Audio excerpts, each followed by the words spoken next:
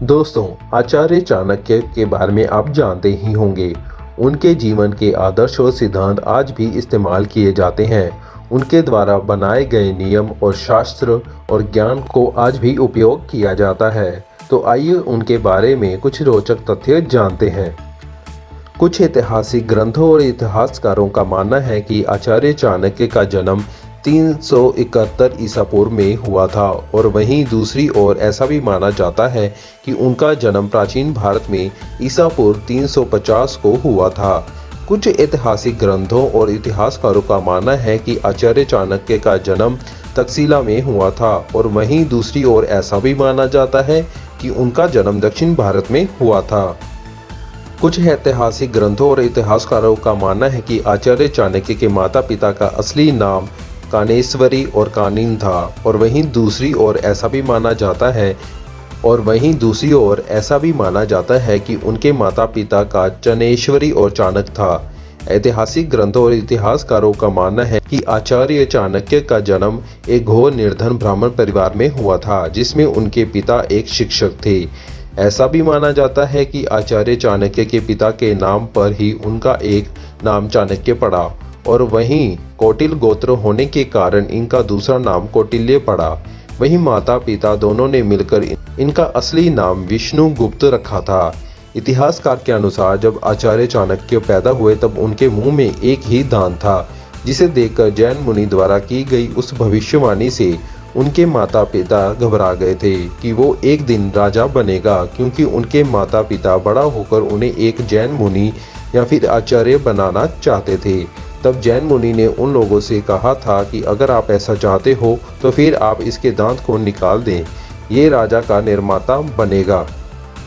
आप सभी को ये जानकर बड़ा ही आश्चर्य होगा कि आचार्य चाणक्य का उल्लेख वायु पुराण, विष्णु पुराण, मुद्रा राक्षस, ब्रह्म कथा कोश, मत्स्य पुराण, बौद्ध ग्रंथ, महावंश, जैन पुराण आदि में भी मिलता है।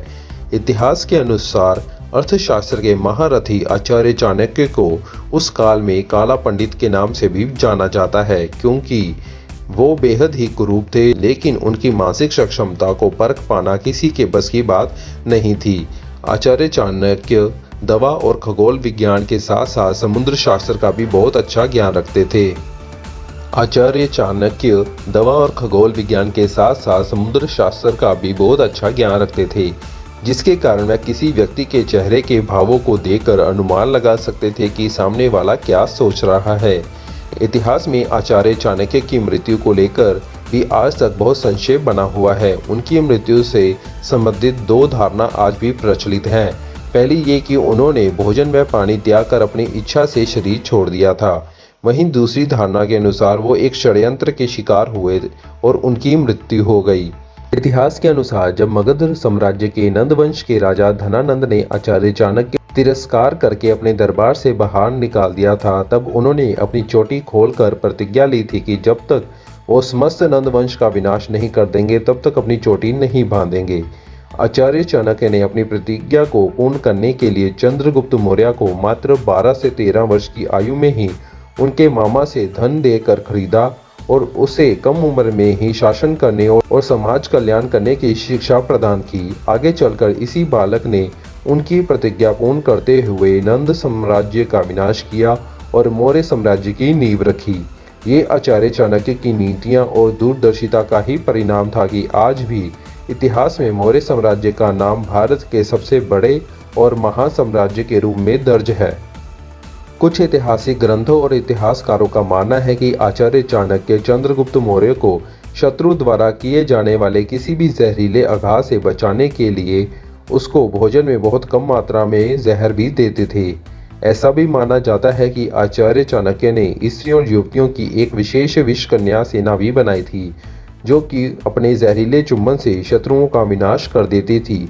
आप सभी को ये जानकर भी आश्चर्य होगा कि ऐसा कोई इतिहासकारों का मानना है कि आचार्य चाणक्य के पास जासूसों की भी बहुत बड़ी सेना थी, जिसमें 9 प्रकार के जासूस शामिल थे और उनके कार्यों और जिम्मेदारियों को 2 भागों में बांटा जाता था। इतिहासकारों की माने तो आचार्य चाणक्य ही वो ही भारत के ऐसे पहले विचारक थे जिनका मानना था कि राज्य का एक अपना खुद का एक संविधान होना चाहिए। आचार्य चाणक्य की कुटिल नीतियों का ही कमाल था कि पहली बार भारतवर्ष के समस्त राज्य एकजुट होकर महान सिकंदर से लड़ने के लिए आगे आए, जिसके कारण उसे भारत से जाने के लिए मजबूर होना पड़ा था। आचार्य चाणक्य एक महान लेखक भी थे, जिन्होंने अर्थशास्त्र और चाणक्य नीति में अपने विचारों को व्यक्त किया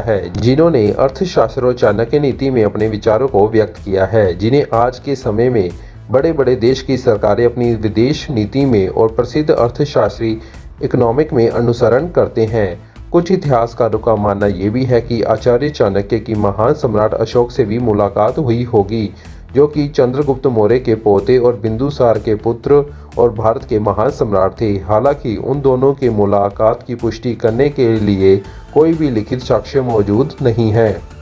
इतिहास के अनुसार आचार्य चाणक्य बिंदुसार की मां की हत्या का झूठा आरोप अपने ऊपर लगने के कारण आहत होकर अपने पद का त्याग कर वहां से चले गए थे, लेकिन ये आरोप बाद में गलत साबित हुआ था।